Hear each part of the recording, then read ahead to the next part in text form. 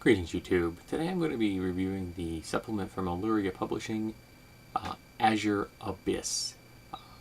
I have done a number of Alluria Publishing products, and again I have always been impressed with what they produce, and this particular instance is no different. They have come up with the Cerulean Sea aquatic campaign setting, which is all you need for any aquatic campaign you'd like to set in a Pathfinder game. It's like I said, it's one-stop shopping. And you can also take things out of it for a more traditional Pathfinder campaign that is not exclusively aquatically based.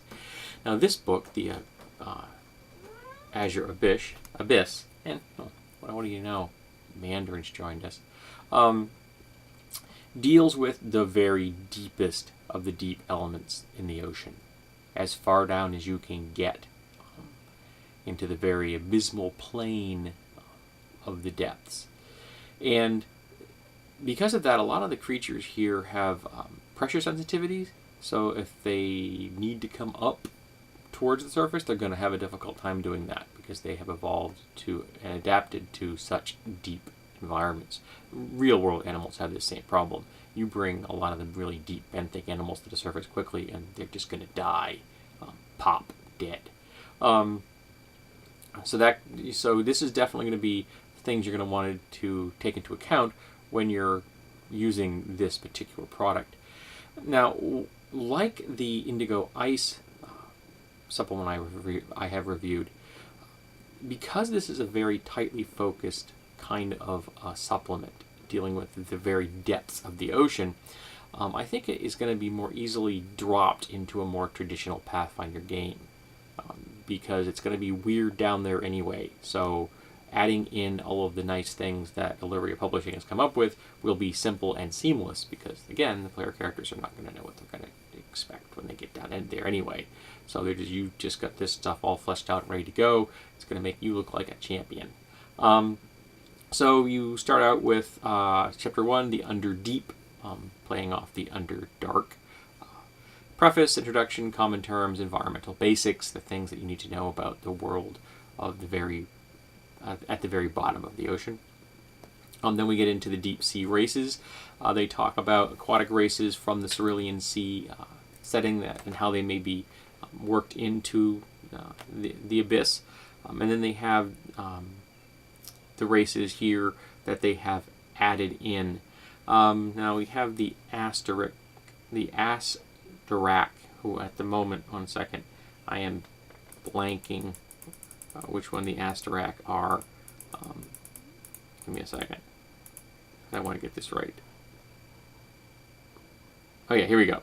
The Asterak are a race of kind of merfolk based off of eels, electric eels in particular. They have the ability to produce electrical generation and bioluminescence, a common trait to numbers of creatures that live in the abyss, bioluminescence, and of course dark vision. As an aside, having bioluminescence is useful, as is low light vision, but is dark vision going to be a real game changer if you're in the abyss? Which is better, being able to produce light and see light, or the ability to see without light? Or is it 601 and half a dozen of another? I think that's an interesting question. I don't know. Dark vision doesn't exist in the real world, so we can't really experiment on that now, can we? But the Asterak are nice. I like the whole eel concept. Eels are cool, and electrical generation and bioluminescence are both interesting traits. Then we have the Ostorian dwarves, and they're adapting a surface race to an aquatic deep environment is interesting in some ways, but there's a distinct theme here because dwarves are found in the underworld. So having the dwarves down there makes sense in some ways. It does make me start to think that there are as many dwarven subspecies as there are elven subspecies. Though the illustration shows the dwarf holding axes, and again, I argue that slashing and bludgeoning weapons are not good choices in an aquatic environment. Piercing weapons are what you want to be carrying. They're very tough. They have a resistance to cold and heat. They're immune to pressure. They're good choices if you want a dwarf style character for the deep world that can actually stand on the surface and move around, as well as function in the abysmal plane. Um, I think it plays well into the trope that dwarves are just tough as nails. Then we have the Echin, Echin, which are sea anemones. Sea urchin fusion. Mostly urchins with little tentacle hands with bioluminescence, and the illustrations are awesome. They have these like chitinous heads, like little bony plates with multiple eyes, and they're just so cool looking. I saw this and I'm like, oh, that's great. And they're big and tough, and they produce poison on their spines, and they're not particularly smart. Not a real shocker. But just you get this big lumbering look about them. The illustrations really have this sense of power and of menace, which of course would be a great character to play out against type and have them not be menacing at all. Then we have the aquatic Obitu, which are a race of essentially undead, in this case undead merfolk, who are skeletal in structure. And I think I've discussed the Obitu in a number of other supplements that have been out there in the world, or at least undead races, galactic races and mythic races are two examples. And I happen to really like skeletal races. I think they're cool. The aquatic Obitu are strong and fast, but not all that charismatic. They do look like, you know, skeletons and moving around. That does make many people very nervous. But they were well done, and I enjoyed that particular presentation. We have the I'm actually doing these last two out of order, and there's a reason for that. The abysmal Rusalka, which are a kind of a merfolk that have a skirt of tentacles instead of legs, which is cool. And it makes me think of some of the myths of Fae that have these weird characteristics, or mythic creatures that, you know, had this tie into, like, you know, poison and things like that, and stinging tentacles, which I quite liked. And so I thought that was interesting, particular racial choice. And again, in a world where you're not going to be walking on land a whole lot, having tentacles is just fine. But the last one, again, out of order, I'm saving for the last because it's the race that made me so happy, is the Vidin Oculus. Now, for those that understand Latin, oculus is going to make you thinking, oculus, ocular, eyes. There's a reason for this. The Vidin Oculus are essentially a giant eyeball, which makes up 75% of their body mass. They're a small race. And 4 tentacles, which are used for different traits, like walking and manipulating and moving around. And they're all built around seeing and vision. They can see through darkness, any kind of darkness, magical or not. They have all-around vision.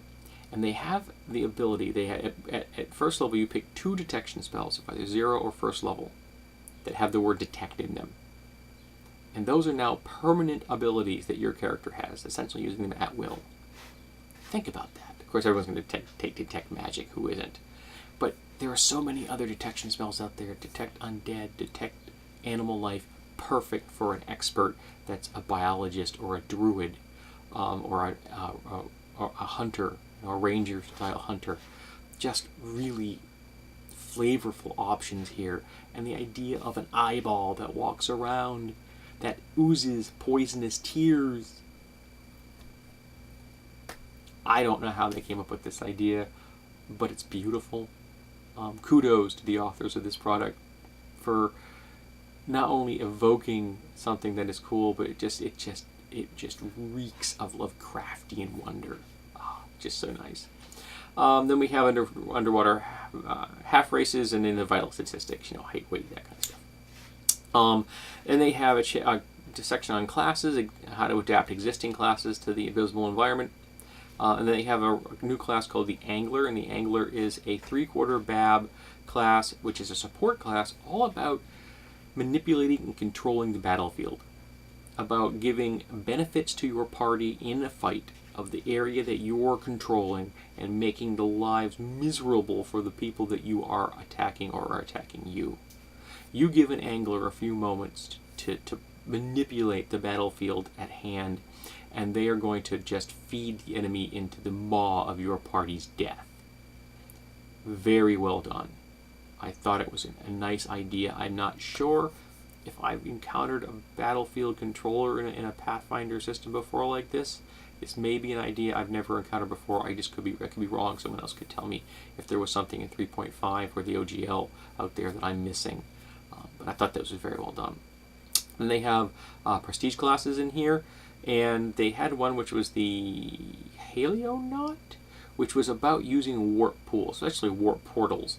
And what I liked about this particular class is that it made you get better and better at surviving the weird environment you were exposing yourself to by going through these random warps. So you're popping through a warp, you're never really sure where you're going to end up. So over the course of this prestige class, you get better and better at adapting to new environments and becoming tougher and tougher. And I think this particular prestige class could be very adapted to a non-aquatic campaign with not a lot of work.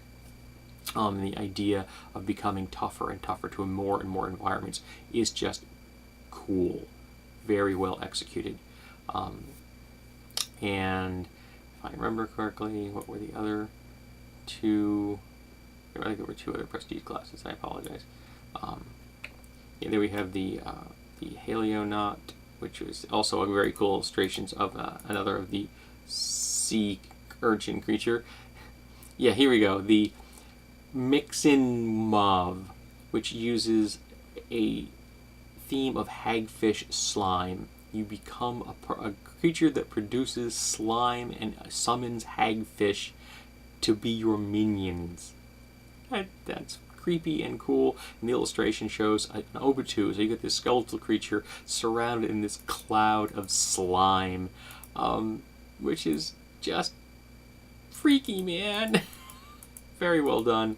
Then they have this Seductor, which is a seducer style prestige class dealing with control. Charm person, manipulation, social skills, that kind of thing, which is again, I think relatively easily to adapt to a non-cerulean sea environment, particularly if you like that trope. And it's a good trope, don't get me wrong. I like the idea of the controller, the seducer, particularly good if for a puppeteer in the background, manipulating people. Then we have a deep craft, the underwater materials, weapons, feats, spells, magic items, things like that. Nothing there really was that hits my memory all that hard. There's some interesting things, of course, because you're going to need certain things for an environment. But most of this stuff, I think, just is nice background filler. Then we have the actual Azure Abyss setting. So you have the gods, the setting of the environment, racial histories, languages, things like that, which are all, if you're going to be using the setting as it is, as opposed to just lifting elements for another campaign, be quite useful. Then you have the deep sea bestiary, and this is, I think, possibly the most useful part to people who are not going to be using the Cerulean Sea campaign, because the freaky creatures that live at the bottom of the ocean are so weird. Having them at hand is going to be very helpful to a GM, because you really want monsters that they've never encountered before. And I don't think that many other bestiaries cover that particular niche all that well. So this is a welcome addition to any Pathfinder campaign, in my opinion. And again, the illustrations are very well done, particularly with the use of light, because a couple of these illustrations very much show creatures in a bioluminescent environment. So it's almost like you can just barely see the creature. It's very evocative of the mystery and the danger of the depths. So again, the illustrations are very well done, and I think they did an excellent job of picking the artists to do their work. And then, of course, you have a section at the back which is got appendixes and cardstock minis, which is a very nice touch because, let's face it, you're probably never going to find miniatures for the races in this book. Three-dimensional ones, unless you order them through a 3D printer of some kind. So having the cardstock minis, I think, is a really nice feature. So overall, I really enjoyed the Azure Abyss setting. I like the aquatic environments, as I've said in the past. I'm a little biased in that regard. And I really have always been impressed by Alluria Publishing's work. I'm very glad that I did the early beta review of their work when it was just a free PDF somebody put out as campaign ideas, and then they went and turned it into a real functioning campaign setting. And I'm so glad they did that. I'm part of their Kickstarter, and I'm looking forward to getting a physical copy of that book someday. They've always impressed me. The races in this book are the freakiest and weirdest I think I've encountered, and they did such a good job. There's one caveat to that, and that's the ocular race I mentioned. They're a sexless drone, essentially, and at later stages in their life, they may choose to become female, and then they may choose to become male, and that's the order they do it in. And to me, that is a bit of implied sexism, because you're passing from neutral to female onto male. That kind of implies that male's the best, or the ultimate. So that bothered me a little bit, but that's the only part of this product that bothered me at all. The rest of it was very well done. The artwork is excellent. The races are cool. Sea urchins and eyeballs, just so cool, man. So if you like aquatic environments and you like the Underdark and you like to confuse those two things into one, then this product is for you.